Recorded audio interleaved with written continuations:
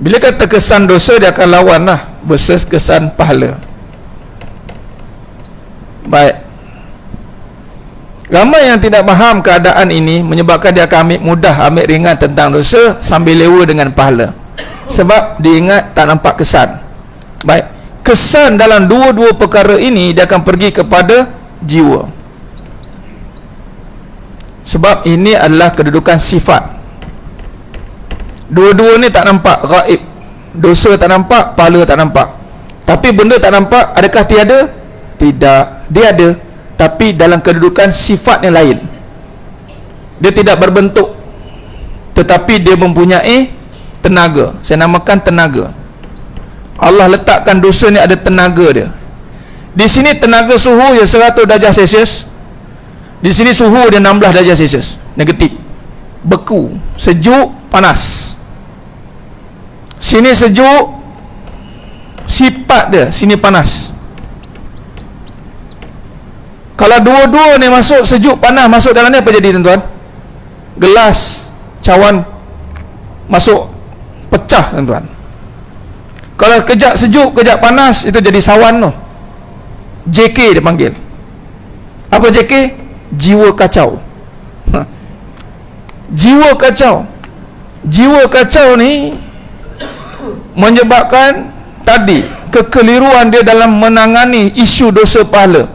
Kejap buat dosa, kejap buat pahala, kejap buat dosa, kejap buat pahala. Dia tak tahu, malah tidak di flush, tidak dibersihkan dengan istighfar. Maka dia bergelumang dalam ni tuan-tuan, bergelodak dia dalam ni, menyebabkan dia akan tidak stabil. Sebangkit jiwa dia tak tenang, tak stabil. Orang macam ni dia unconditional, dia tidak akan boleh stabil. Dia kalau cucuk lagi, dia boleh jadi ke sini atau ke sini, kita tak boleh jangka dia kat mana. Malah lebih parah apabila hidup dia banyak kat sini. Panas, aku panas betul lah. Apa yang panasnya? Aircon punya banyak dalam masjid ni. Aku panas tu ustaz, dia tembak-tembak aku katanya. Tu dosa lah tu, dosa lah tu. Tapi kalau rasa terpanah tapi rasa lega, tu pahala. Tapi kalau panas di hati tu, dosa masuk. Dosa ni dia akan menyebabkan hati panas. Bukti dia rujuk surah Al-Baqarah ayat 10.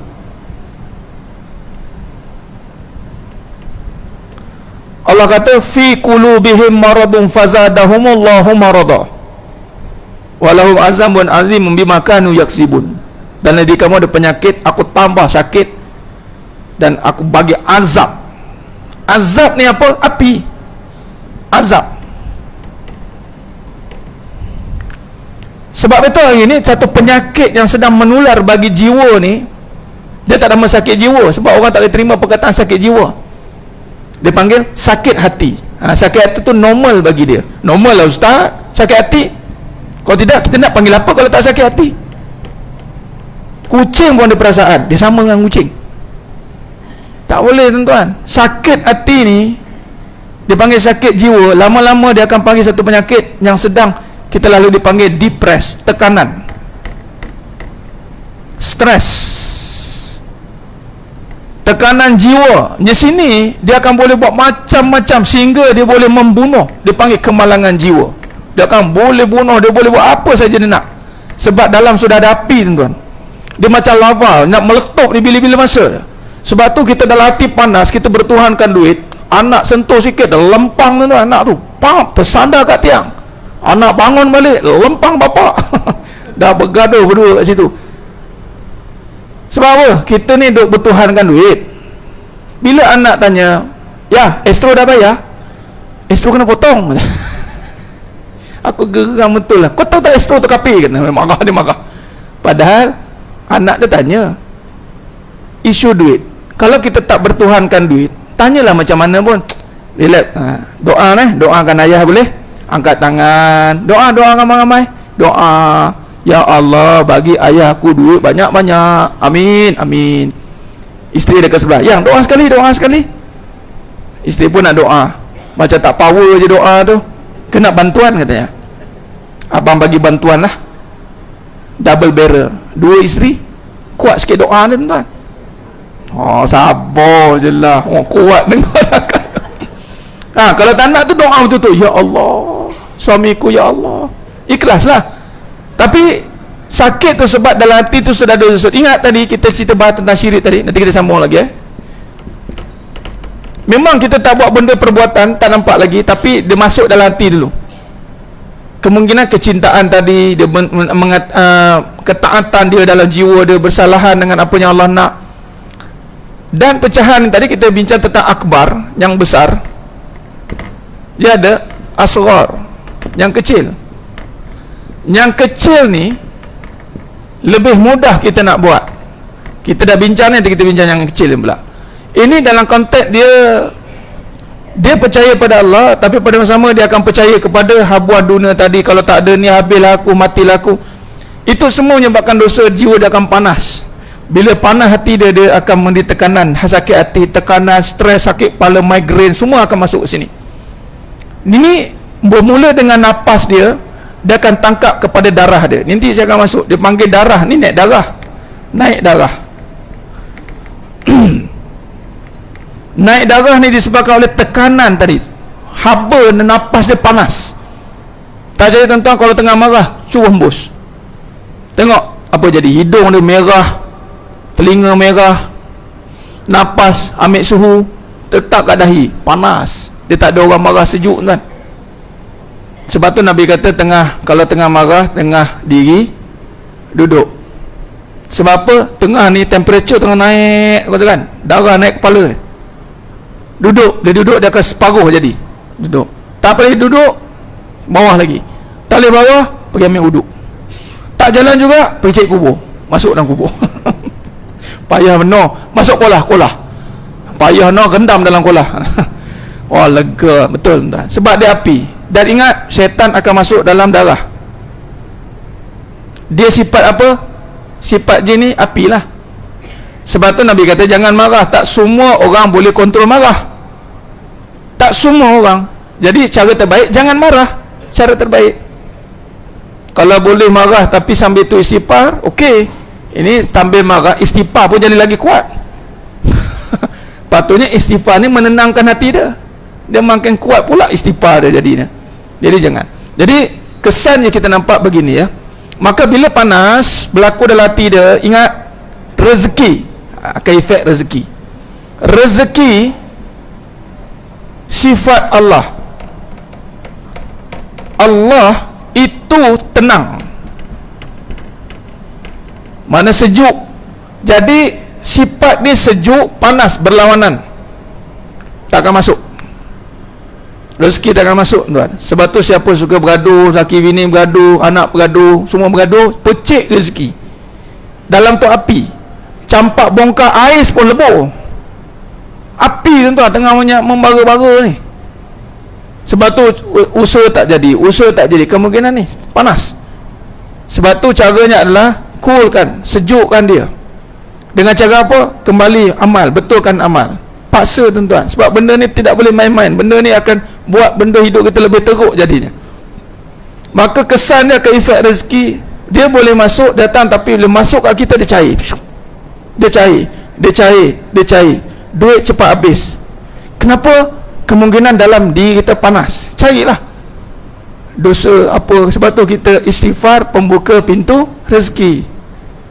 Sebab tu istighfar itu pembuka pintu rezeki. Gitu. Maka jelas. Maka sebab itulah kita lihat bagaimana Rasulullah SAW membina para sahabat semua atas keyakinan kepada pahala. Dia sejuk membuatkan semuanya soal rezeki akan dipermudahkan. Bila ada dosa, cepat-cepat pergi istighfar. Wasari'u ila maghfirah, sebelum dia menjadi bara.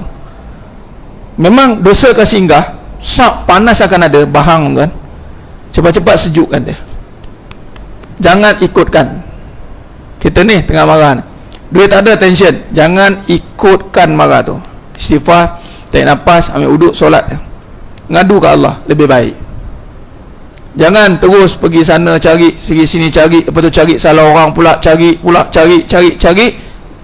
kebakaran semakin merebak. Elok-elok kita je tadi dah terbakar, kita bakar orang pula, kita bakar yuk. Kita bakar orang ni, maka kebakaran makin besar, maka dosa makin berganda.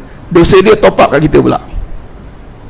Dia tu belum lagi cerita pasal fitnah. Dalam tengah marah cakap tak stabil, dia akan cakap fakta-fakta tak betul. Dia mula cakap ikut nafsu, dia tidak tabayun dengan perkara ada, dia mula nak menyalahkan orang, padahal benda tu tidak seperti apa yang dia tengok. Yang dia tengok tidak seperti apa yang digambarkan. Semua ada cerita yang terselindung, tetapi kerana api kemarahan menutup semua cerita. Yang dia tahu, satu, aku tengah marah, aku tak puas hati. Sebab tu apa-apa cerita pun duduk dulu. Tengah marah, bawa bincang, bawa duduk. Tengah ada isu masalah, bawa duduk.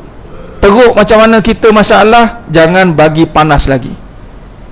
Biarkan reda api masalah tu, biarkan dulu, sejukkan dulu. Dah tenang baru kita bincang. Baik, kita nak mula kat mana ni? Kita mula kat sini lah, okey. Selagi dia tak tenang, tak sejuk, jangan bincang. Pergi. Kalau macam tu, dia tak ada satu perbincangan yang dua hala. Dia akan jadi satu perbincangan, satu hala, strike. Dia nak pancung, tuan-tuan. Adalah lebih baik kalau kita berapa situasi itu, kita yang kena reserve. Kita tak nak api tu melekat kat kita, sebab kita pun belum lagi boleh jadi sejuk, tuan-tuan, menyejukkan. Jadi takut kita terkesan dengan isu tu, kita berundur. Sebab tu kita kena kata, sejahteralah kamu. Dah, jangan berdebat. Sebab itu akan menyebabkan lebih api kemarahan lebih besar, terutama dalam soal rumah tangga, isteri dengan suami. Dah tahu-tahu dah suami itu sifat dia sebagai pemimpin, big boss, dia lagi dia bakar-bakar bos tu. Lah abang ni duduk macam bos lah pula. Memang aku bos, kau cakap apa tanya? Jangan cuba dibakar. Kena cool, tenang. Salah seorang kena reserve, mengalah. Siapa yang menguasai sejuk, dia kena reserve dulu. Ni kena cerdik lah dalam hal ini, strategi. Sebab tu dalam kehidupan ni kita kena faham struktur dia dulu. Baik, jadi hari ini kita dah sentuh kesan dia sikit. Mudah-mudahan bila kita nak mencari jalan penyelesaian, kita kena kontrol suhu ni dulu. Sebab barulah jalan-jalan yang lain tu akan terbina. Tentu nak cari jalan, tapi tengah api membakar, macam mana jalan nak keluar? Tengah terbakar, orang padam api dulu, baru kita boleh nampak jalan nak masuk. Ni api bomba pun tak padam dulu. Apa? Redah dia api tu dia. Dengan bomba terbakar sekali dia.